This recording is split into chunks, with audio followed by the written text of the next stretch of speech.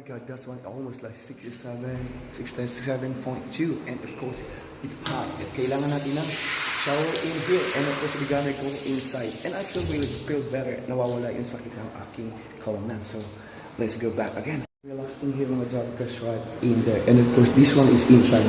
No, that 100 degrees Celsius, almost like 69.6 Celsius.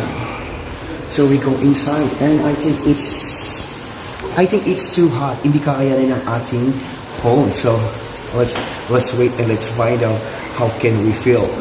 Because let's go inside. This is the view inside of the like 6-7 degrees Celsius right in here, and of course it's super talaga, not super hot. So just all we do is that's it.